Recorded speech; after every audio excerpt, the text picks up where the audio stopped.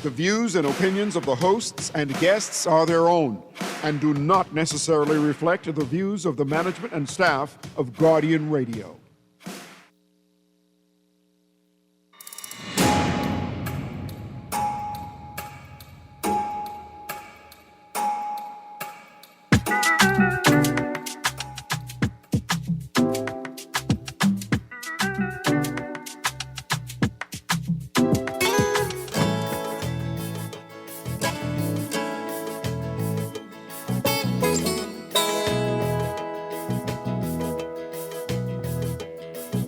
Let's all go back in time and reflect into our minds. Back to the olden days, it was tough in many ways. They used to cook in iron pots with 3 legs upon rocks. Toting wood to make fire was hard. Most people had to cook in the yard. Shucking corn was no thrill. We had to grind it in a mill. We put it in a fanner and sift. That's how we made yellow grits. Now if you feel like talking, let's talk. Let's talk. And you don't mind walking. Be walking. Be walking. Let's take a walk. Ready? And let's talk, oh talk. The men fished religiously just to feed their families. They had to dive without tanks from rocky shoals to sand. Good yawning this morning and welcome back to Guardian Radio 96.9 FM, your station for fresh news, smart talk all day. It is Wednesday, the 14th of May, 2025, and you are on the clock with Erin Greene. We got lots to talk about this morning. If it's a Wednesday, that means it's a Man Down Mashup Wednesday, where we combine both On the Clock with Erin Greene and Guardian Radio AM to delve into what is in the news. But before we get there, let me tell you what is in the air.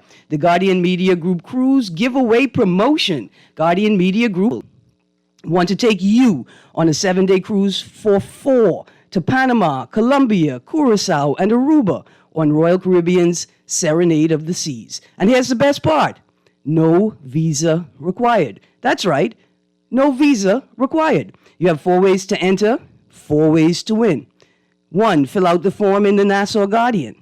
2, listen to Star 106.5 and Guardian Radio 96.9. 3, follow us on Facebook and Instagram. 4, or make a purchase at Going Places Travel. Entry deadline is June 27th, 2025.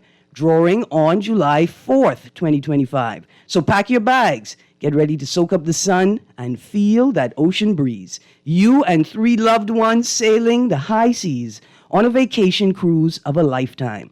Brought to you by the Guardian Media Group and Going Places Travel.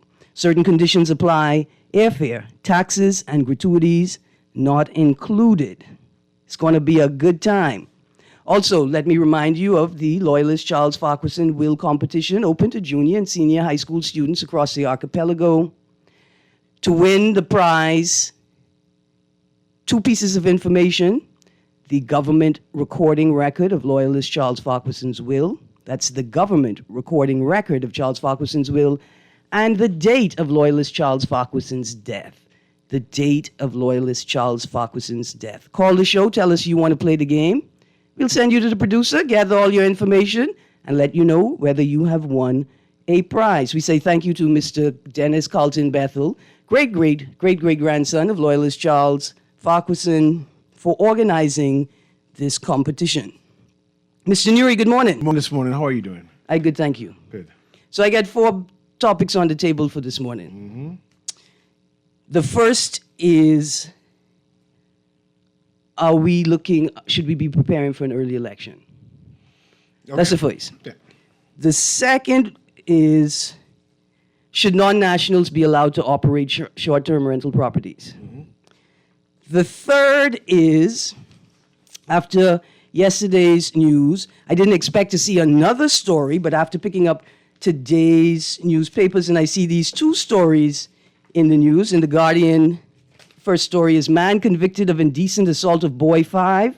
Second story is in the Tribune. Marine and man accused of sex assault of teen girl. That's a follow-up on the story that I read yesterday, where the teen victim, or alleged victim, was tested and it was found that she had contracted an STI. Right? And there were two other stories in the Tribune that I did not get to yesterday. So that's one set of stories. That's a third set of stories to potentially touch on. I want to start with this one, though, in today's Tribune. DPP decision called failure of justice. No charges for police officer with no license in fatal car accident. A lawyer condemned the Office of the Director of Public Prosecutions yesterday for declining to pursue criminal charges against an off-duty police officer who killed a man in a car accident in 2017, calling it a, quote, miscarriage of justice, close quotes. Tavari Smith, who represents the estate of Philip Daniel Clare Jr., announced in the coroner's court that he intends to seek judicial review after the DPP's office ruled there was insufficient evidence to move the case forward, even though a coroner's jury made a finding of gross negligence by manslaughter last November.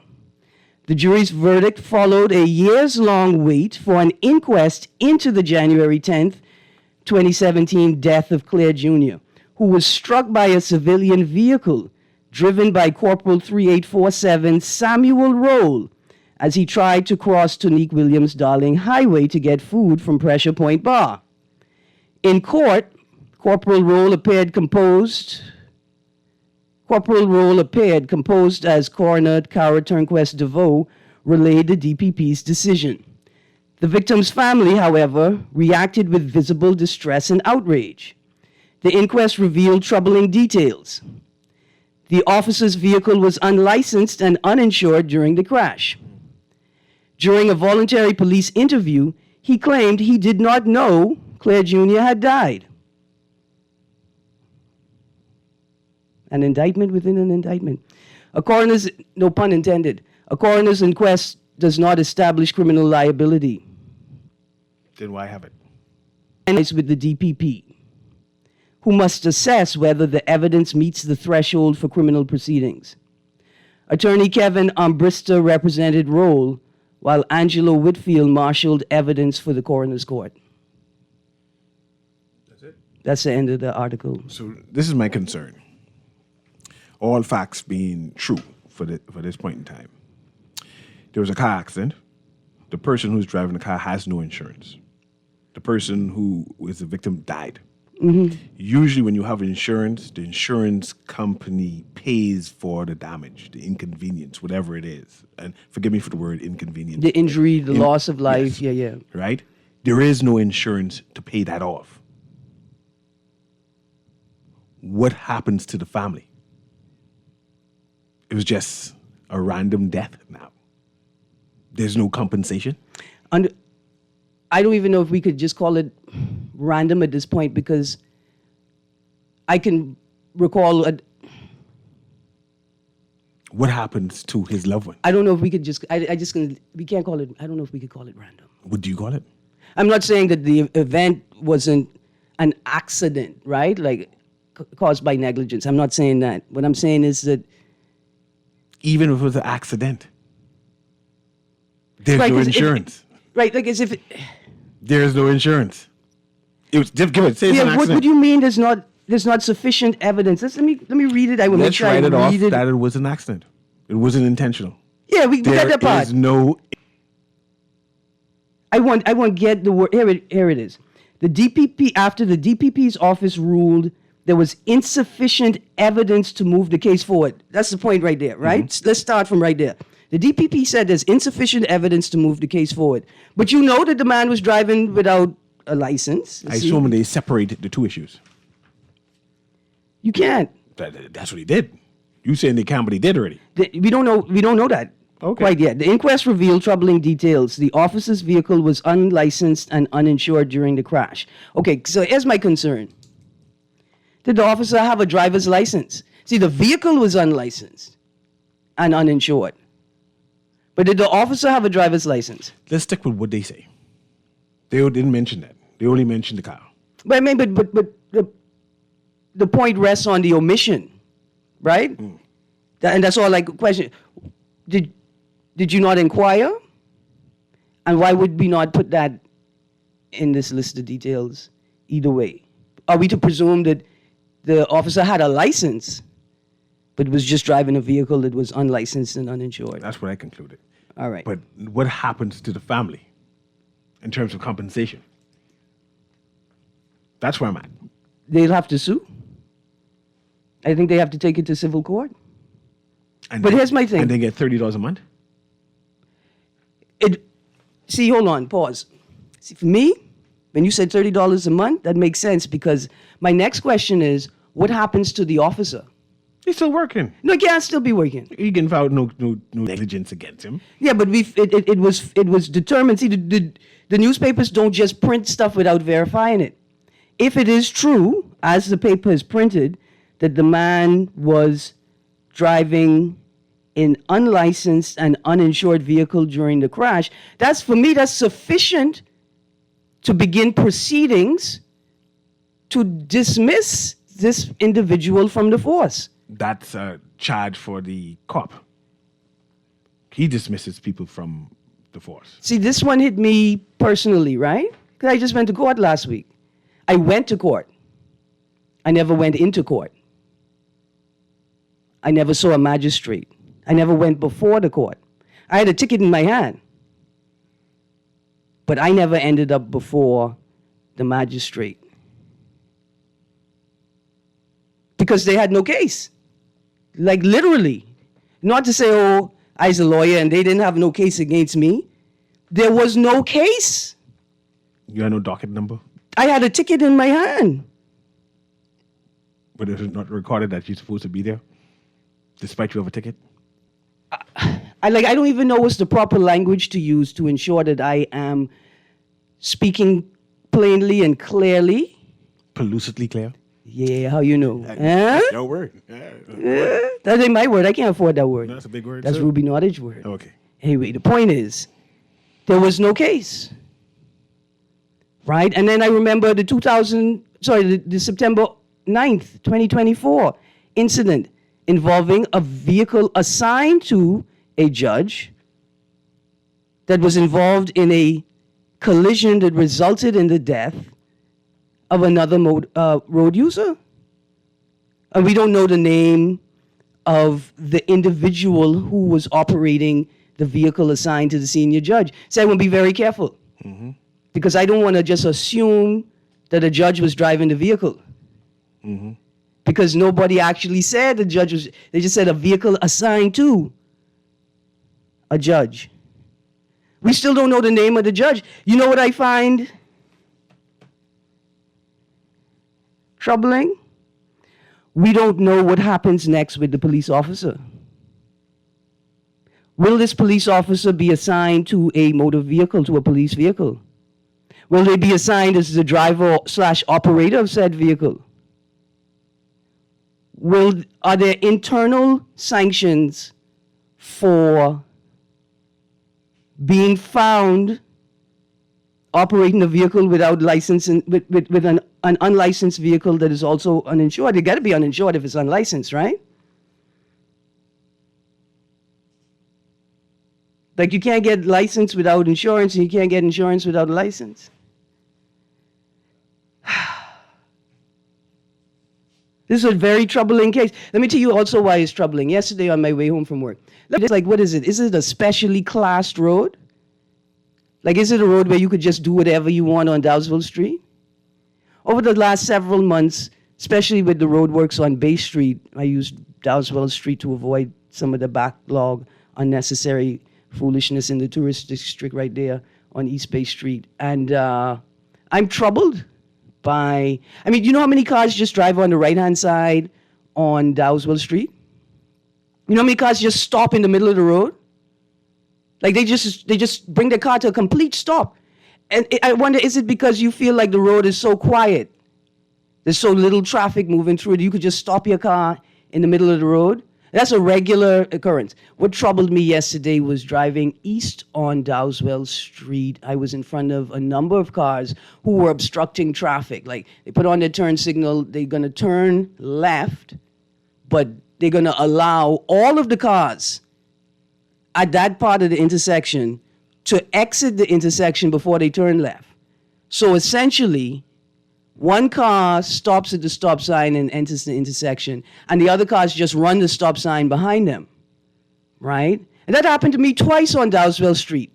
And the second time, there were two officers standing at the intersection where all of this was taking place. You know what they were doing, Mr. Nuri? They were literally swinging their hand. We use that like as a joke, like figuratively. Oh, they just swinging their hand, they ain't into nothing. These by them were literally just swinging their hand. No ticket book, no radio in their hand, nothing, they just swing in their hand. Just swing in their hand.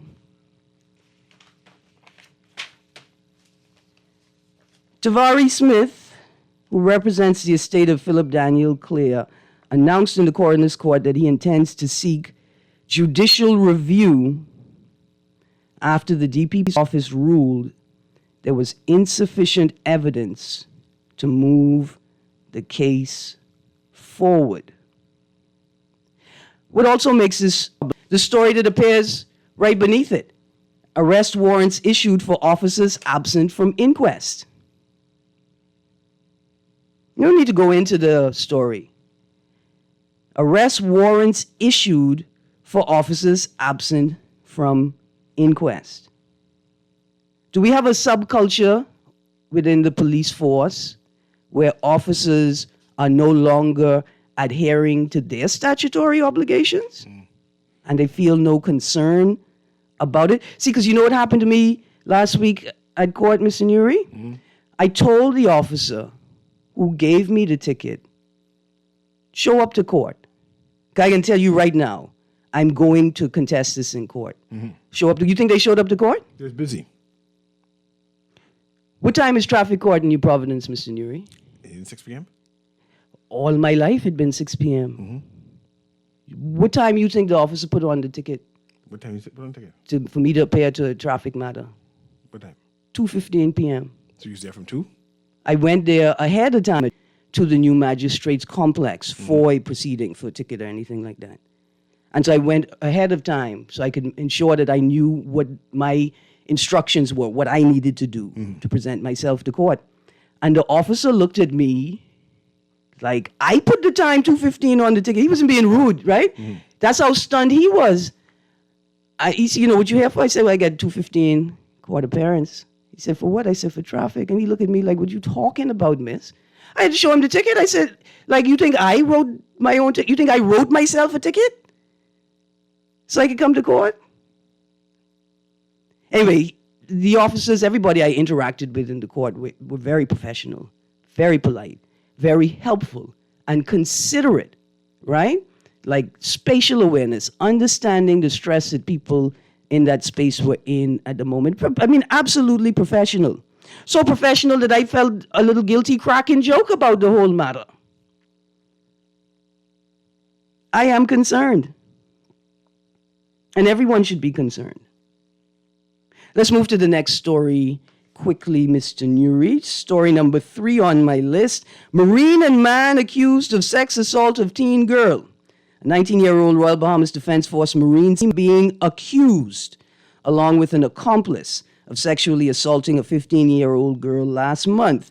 Devin Cooper was arraigned before Senior Magistrate Cara Turnquest DeVoe on a charge of unlawful sexual intercourse. His co-accused, DeJean, and we go to turn to page 4, Kirk Bowe, was arraigned on the same charge the previous week. The alleged offense occurred on April 15th in New Providence. Both men are accused of engaging in unlawful sexual intercourse with the underage victim. Cooper was not required to enter a plea during the arraignment. His case will proceed to the Supreme Court through a voluntary bill of indictment. He was granted $8,000 bail with 1 or 2 sureties and must wear a monitoring device as a condition of his release. He is scheduled to return to court on August the 6th for possible service of his VBI before Assistant Chief Magistrate Carolyn Voigt Evans. Assistant Superintendent of Police S. Coakley served as the prosecutor. So before we delve into the rest of the stories about sexual violence, I got a question for the audience, for you, Mr. Nuri. I think I'll get to the text line in a moment, guys. Thank you for the text. Should police officers, defense force officers, immigration, uniformed officers remain on duty, on active duty, if they are if they're on bail? If they're on bail. Yeah, innocent until proven guilty. Okay, second question. If the courts determine that you require a monitoring bracelet, an ankle bracelet, as a part of your bail conditions, should you then be put on non-active duty? It's an HR issue. I understand the HR. I don't know the HR protocols on. I say that. should. I don't mean. No, So I don't mean what is the statutory, right? Like I don't mean what is the legal procedure process. I'm asking should. Like if we the people make the decision. See, I'm picturing me because I'm an employee too, right? Right. And if I have to be ankle monitored, can I go to my job? Okay.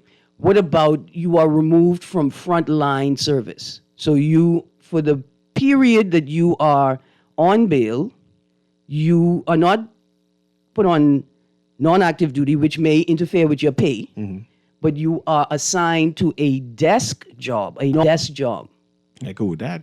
I assume that happens to the police force. What is the perception created when active uniformed officers, when citizens are faced with or are interacting with uniformed officers that are wearing ankle bracelets, right? Which indicate that they are on bail for some matter or the other. I'm assuming the desk job does not allow for that, Yeah. right? Like you wouldn't know because they're sitting behind the desk. Sitting behind the desk. Yeah, but so what I'm saying is like, how does observing or witnessing a uniformed officer wearing a monitoring bracelet, how does that impact the broader society, right? How does it shift attitudes? It definitely it questions your confidence now. Say, man, something wrong.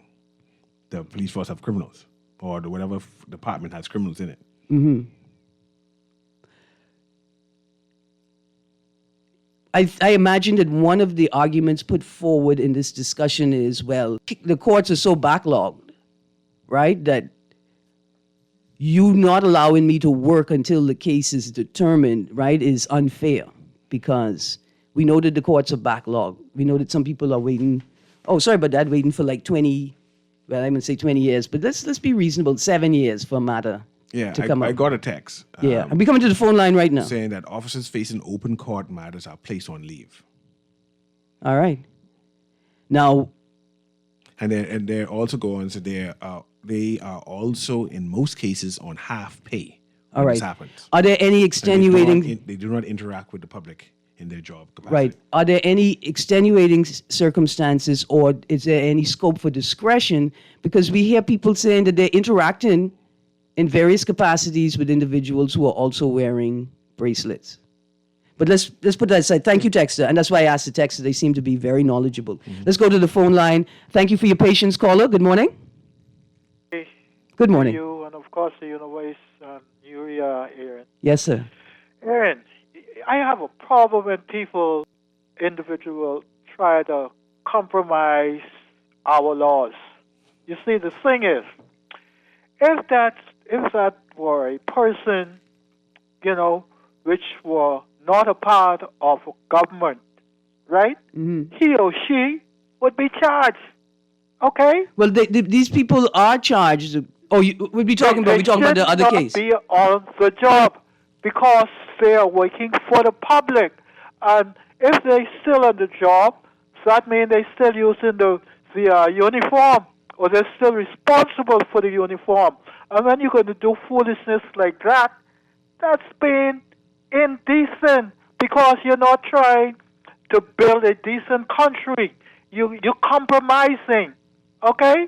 So those people got to stop. Those judges and magistrates. Be careful how we said. We need to focus on creating the legislation that creates the judicial. again? I said we must be very careful how we critique the judiciary. And so I wanted to reframe it because I think the sentiment is important. But I think the way we would say it is that we need to put pressure on the legislature to create a a system of laws that speak very strictly to the most important matters. Well, any matter that goes through the court. Yes, you sir. See, because if it were me or somebody else, that are not of what you would call good statutes, they would lost them in jail or they would charge them. They got to stop this foolishness what they're doing in our country. When you're going to do things untoward, you got people listening to you. You got international people listening, and they know when you're being dirty. And when it's like that, you're causing other people to be dirty because what they're going to say, if he or she could do it, I can do it. Or they had done it. Thank you. These people got to stop jiving in this country. Thank you, Brayman. Thank you. I also going to say, let's not use the word, let's be careful when we use the word dirty because it's loaded. And in 2025, people just assume when you say dirty, that means you are doing illegal things. Let's say frowsy. It's frowsy. You can't quite tell what it is, if it's dirty or what. It's frowsy. It smells bad. And we need to determine the source. Let's go to the next caller, producer. Good morning, caller. That's me. Yes, sir. And how you do? As usual, thank God for life. And good morning, Mr. Neri. Pleasant. You there? Yeah, he said blessings. Okay, I didn't hear that. I didn't get my radio on. That's okay. I hear you talk about the car with the judge.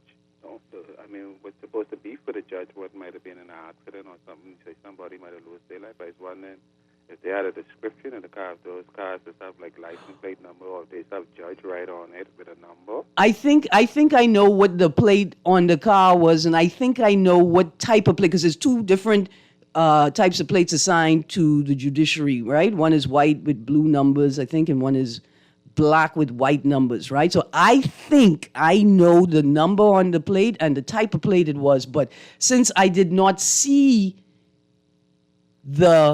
an image of the plate in any of the video stories, and no print media has identified the vehicle. You don't like people to interrupt you when you're talking. That's the reason right there, because I said if you see it and you think you ain't the only one, and the media and the whosoever's supposed to enforce the law in these kind of situations, they're supposed to step in and do it.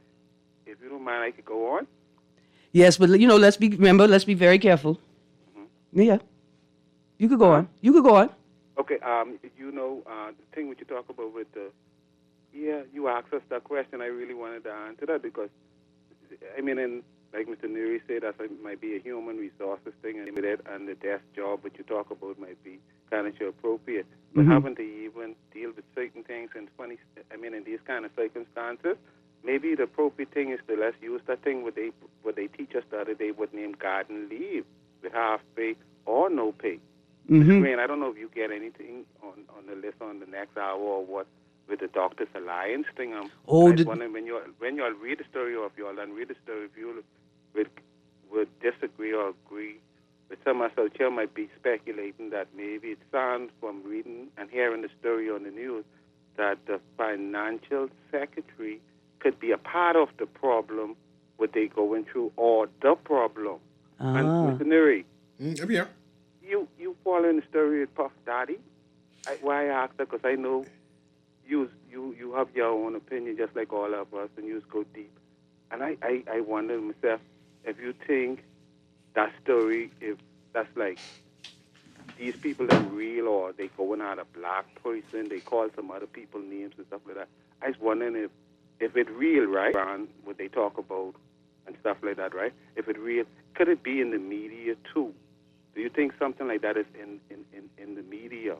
And some people, when I listen to the word entrapment the other day and know what it means, I think it's a choice and a responsibility. Although some countries like the Bahamas, Ain't nobody could ever make me accidentally accept a shipment of 10,000 gallons of baby oil. How you could make me accidentally accept that shipment? But I'm saying, I hear they talk about human trafficking and all of them stuff. Yeah, it is a serious matter. This happening in the Bahamas too. Yes, I hang up and listen. absolutely. What about the doctors? Okay, I got you. All right, caller. Thank you, Papa. Thank you. So yeah, I have the statement from Labor Public Service on the negotiations. It's a CPSA, so we could get to that in a bit. I come in right now. Give me 3 seconds. Sex trafficking, right? We often assume sex trafficking is you kidnap some girls and young people, you put them on a boat, you put them on a trailer, and you take them to another country. But did you know that you could be guilty of sex trafficking because you pick up a person or take them to a place where you intend for them to engage in sexual behavior, and for the adults without their consent or without them knowing? For minors, they don't get to consent in the matter, right? So we have to be very careful. And I think we got to invite the TIP people, trafficking in persons people, on to give us clear definitions. Caller, thank you for your patience. Good morning. Good morning. You still there? Anyway, I thank you for your patience still, because a person like me may hang up and call back and then row Miss Green for not taking calls. But this, since we have mentioned sex trafficking, I just want to put this on the record, right? In the Bahamas, we have a serious sex trafficking industry. Yes. Industry is not a pleasurable word or a good word. But it's important to use the right word because it is industry. Yes. Where we import, when I say we, Bahamians are involved in importing people from South America, Haiti, Jamaica, to come here to basically engage in prostitution and sex work. Sex work. That is sex trafficking. Right, because prostitution is against the law. And even if they came willingly, if you take their passport or you prevent them... Even that. Just that they engage in an illegal affair, you are a part of sex trafficking. You bring them here to break the law. Yeah. Caller, let's go to the caller producer. Touch this button. Good morning, caller. Yeah, good morning, Miss Green, and good morning, Mr. Newey. Morning, sir. How much time we could talk about this car insurance and license and things on the road, particularly the insurance? I mean, we talked about this a couple of times over and over, and it seems like the government starts saying they could do something about it, but they still ain't doing nothing. People insure the car. Some insure the car for 6 months. Now they got to pay the license because you're licensed for the year. Mm-hmm. So you insure it for 6 months, and then you don't go back and pay no insurance, and you driving on the road up and down, speeding and things. We have over 200,000 vehicles on this road, and God forbid, until something serious happens, then me, if I can't see, they say they were supposed to do it. Road, you ain't licensed, you ain't got no. Some ain't licensed, you ain't got no insurance. And they say they're supposed to hook you off, let the record carry it. Mm-hmm. But you see anything been done? Nothing been done. I maybe give them a ticket. Until we get serious, see, this is a government problem. Until we get serious, the public know the government is serious what they say, and they hook up these cars when they ain't insured. Then everybody continue driving an uninsured car. If you have a country got about 50,000 cars riding uninsured and things, what you think gonna happen? Huh? I can tell you what could happen. Nothing. Except you can show up to court twice in one day for no case to be in the system. Yeah, but I think the government needs to see everything starts with governing. If they don't get serious, then the public ain't gonna be serious. Until they injure somebody, they out awake, find out the person ain't got no insurance. They run into you with your good car, which you still got to pay the bank for, no insurance. Mm-hmm. I don't know what to say. And then they threaten you. Thanks for taking my call. Absolutely. And then they threaten you. They threaten to do you something, right? They suggested they could fine you if you don't do the wrong thing, which to them is the right thing. Let's go to the next caller. Good morning, caller. Hello. Good morning. Yes, good morning, Ms. Green. Yesterday, a member of the Negro race called you and said that Negroes have no idea of maintenance because we had so much abundance in Africa that we was living in some kind of disposable type thinking, and we did say the language maintenance don't even exist in the African languages. The word maintenance don't even exist in the African languages. Yeah, I think I think they took some creative license, and then they came back. Yeah. And they came back and said that this comes from the Igbo culture. Right. I want to interject that this is an ongoing thesis done by an African, and I assume whoever the caller was, I wasn't here for it. Yeah. Heard it and decided to bring it into a Bahamian space. So this isn't something that he created or crafted On by his own. himself. And this is something that that is being debated within Africa at this present time. Right. But continue. I'm listening. Sorry. I will hear you. Well, how does a university built in the 11th century still in operation today in Africa? Sankore University. I Things feel such as you. that. Yeah. You know what I mean? Mm-hmm. All of our relics that are in European museums right now that existed for 800 Strong and sturdy. I with you. But my point is just like you can not remember garbage in, garbage out, and that's all it is. The output is determined by the quality of the input, and his input was non-quality. So you can continue this conversation with people though, right? Yes, I want to. Because the conversation is important. Because we obviously, within the political culture, we do not have a strong culture of maintenance. Now, that may be due to environment as well as, right? Because we live in a hurricane zone. Yeah. What if the culture is, man, the storm can come blow it down anyway? So just a quick example. 22 years ago, I was in the rainforest in Suriname, in a maroon village, right? Yes. And in fact, 2019, I was in Zambia. Two different styles of thatch roofs.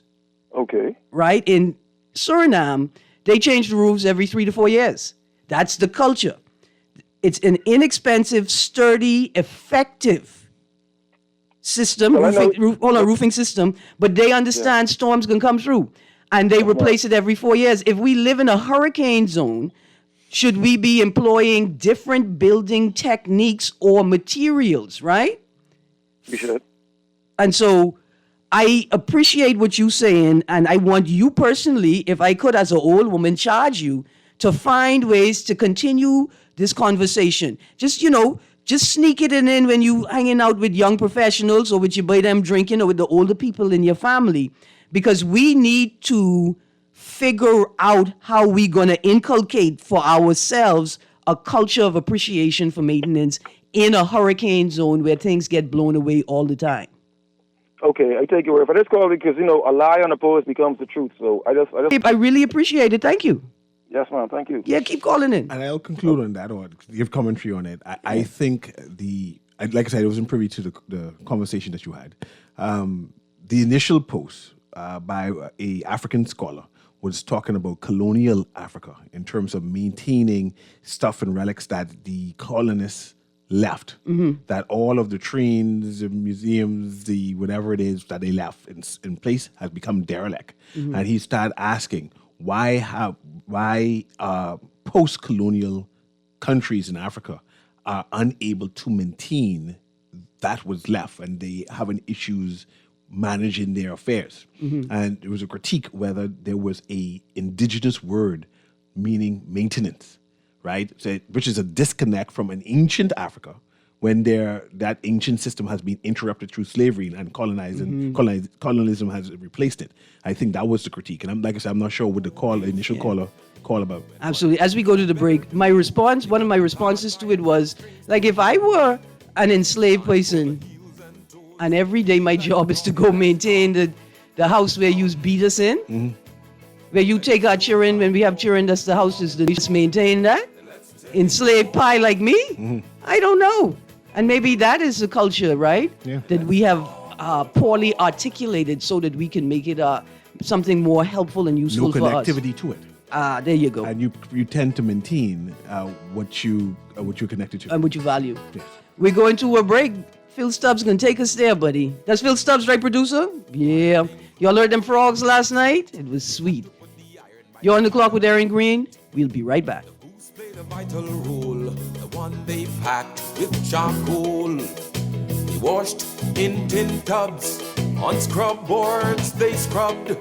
Needed water as one could tell, he had to draw it from the well.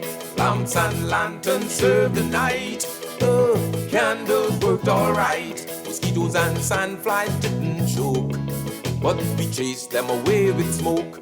Wait, you know what going down tomorrow? No, babe, what happening? Joe bringing me knife to school. He could do Junior in. For what? Wait, he fooled with Joe girl. Mother sick. And you know Junior don't back down for nothing. So that means you got a big fight tomorrow. So whose side you on? Side? I trying to stay in school, not Simpson Pen. We gotta tell somebody about this fight. Tell somebody. I ain't no snitch. I mean cool, you know. Wait, if you so cool, you fight. Yeah, but if I don't hang on Joe's side, him and he boys coming for me next. Alright, so we definitely gotta tell somebody. We gotta prevent the fight. What I say, I don't want nobody call me snitch. We could just call Crime Stoppers. You could report what you know, and nobody gotta know it's you. So how did I wait? All you gotta do is call them, or you text them through the Crack Crime Bahamas app, and nobody can know it's you. Then the police come looking for me for more info, and when they finish with them, Joe them coming looking for me?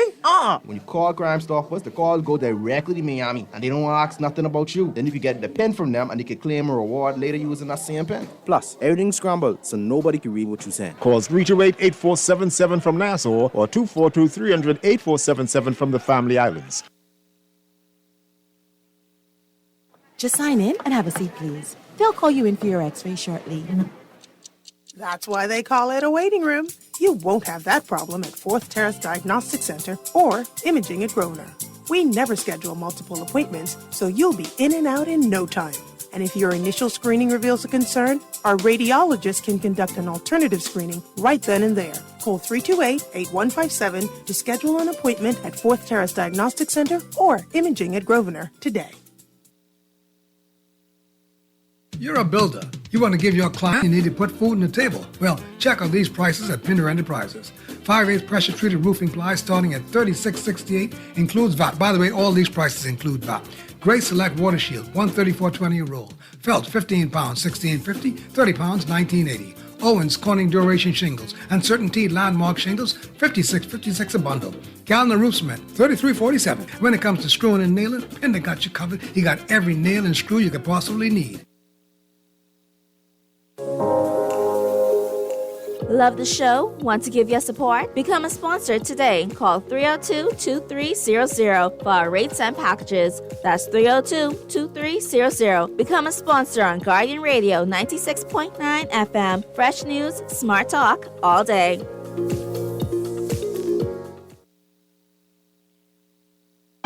At Cleveland Clinic, care is everything.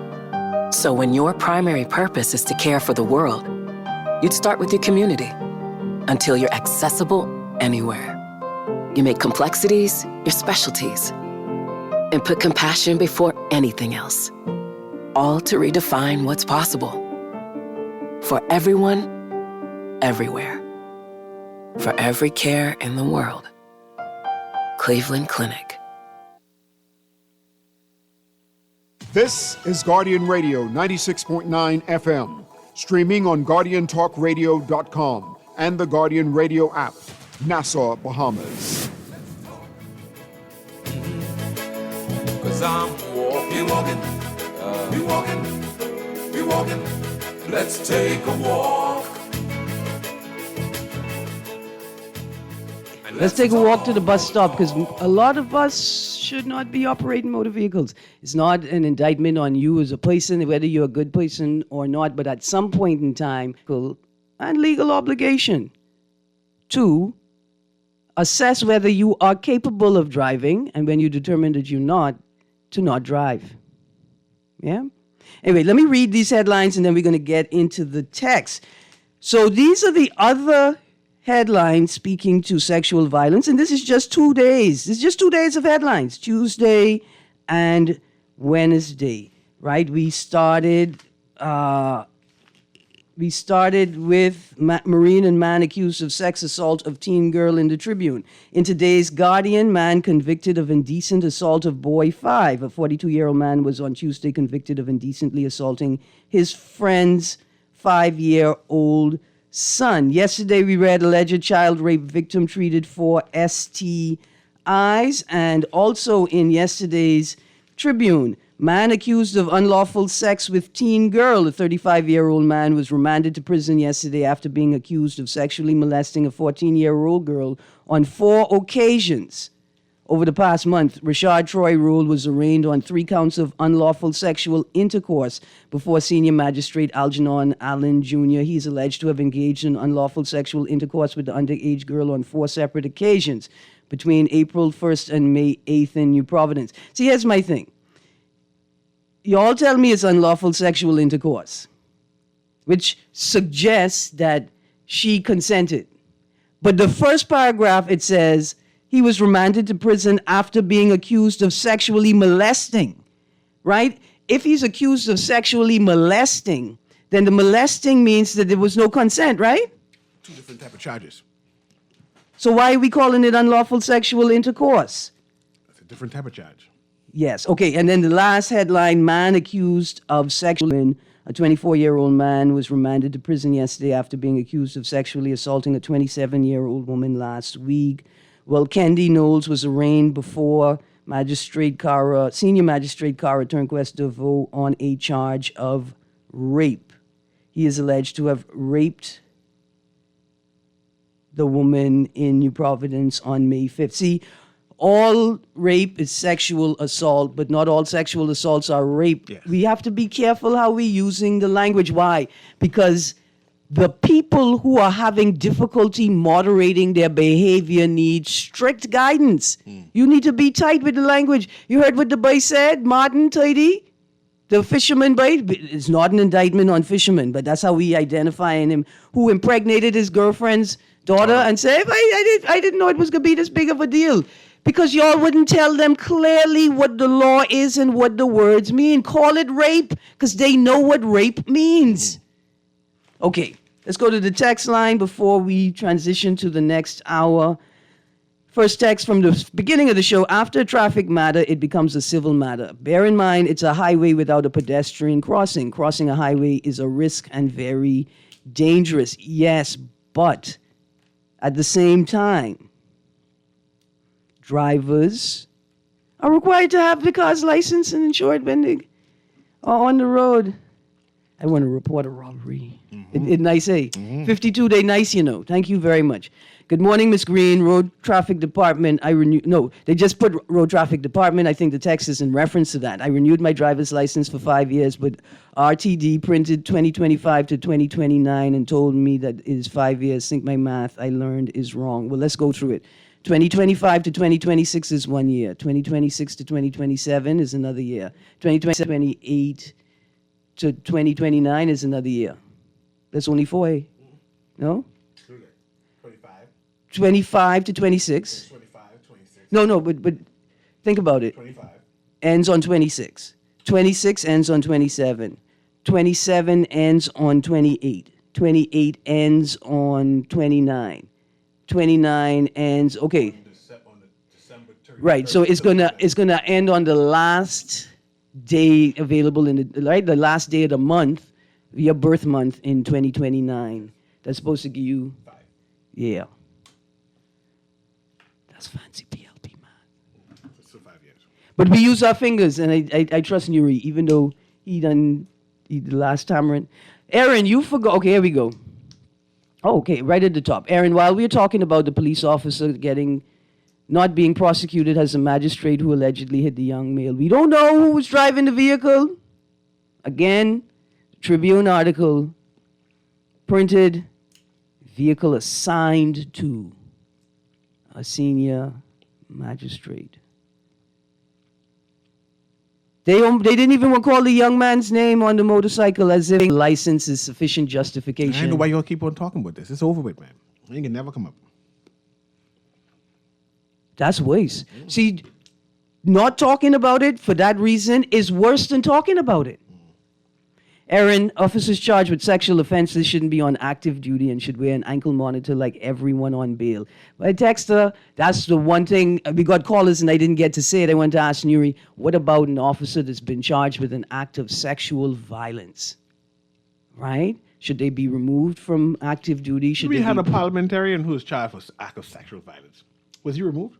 He didn't even want to go to court. To the police It took weeks of people asking, will the PLP compel their member to do the right thing and present himself to the police?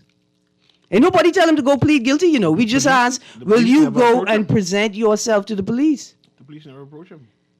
But serious question, while I pass no blame, but why these little girls between the ages of 13, 16 always mixed up in sexual crimes? Because they are a target, right? Like that category is being targeted.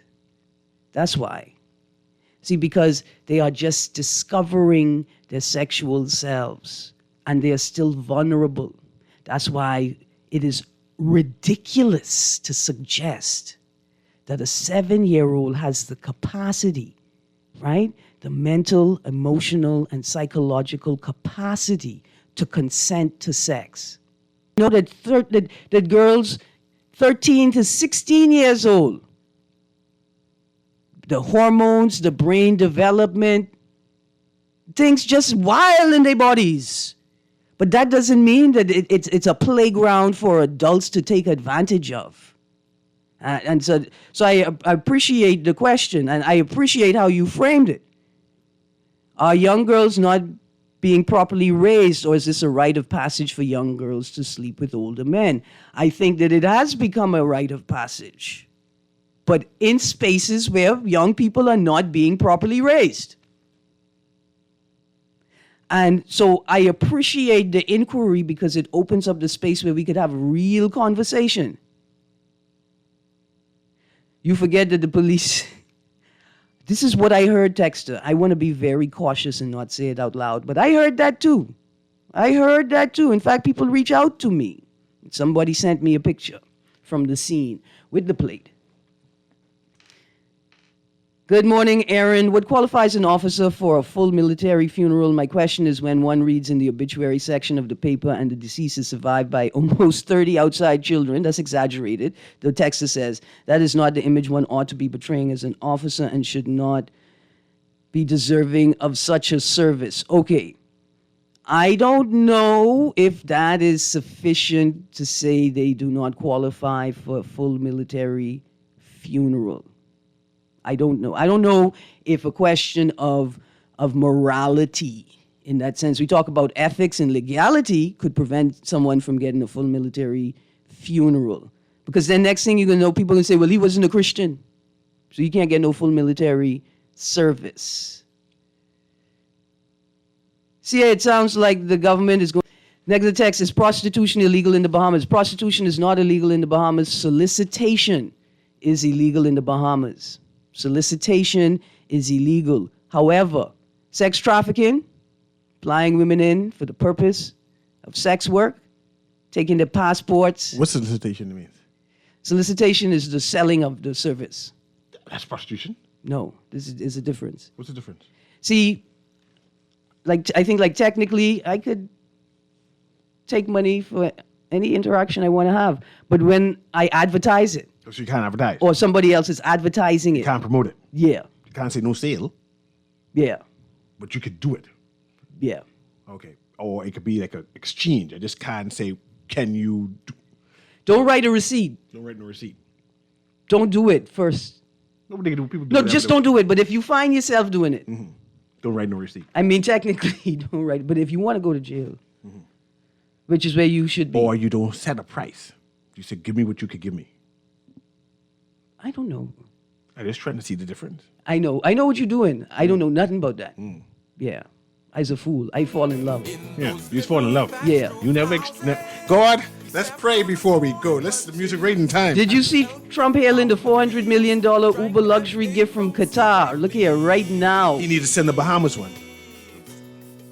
We can talk about that in the next hour. We need some helicopters to swim. Quickly, Texas says, any form of violence. Thank you, Texas. Ask the person, what is the expiration date on a license? It might have expired the year before. Anyway, I think we worked it out. It's to the end of that period, right? And so it is 5 years.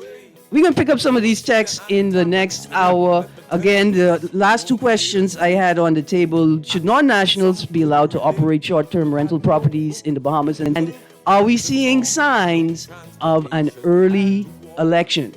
Producer, thank you for the musical choice today. It was perfect. Phil Stubbs telling the stories of us, who we are and whose we are. You've been on the clock with Erin Greene. We're going to continue the discussion on the next side of the break with Guardian Radio AM with CA, the Tamarind Teeth Nuri. 52 the Tamarind good though. That's why I ain't mad. I expect people to teeth it when it's that good. Except for y'all BPL people. For $5, y'all could have Ganap, man. $5, y'all could have plenty Ganap. Anyway, y'all have a great day. We'll be right back. Thanks to the wild fruit trees like coconuts, pigeon plums, sea grapes, and sapodillies.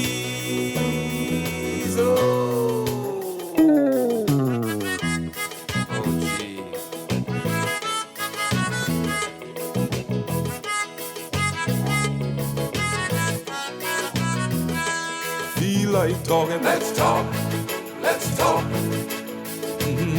And just show up, I'm walking. We walking.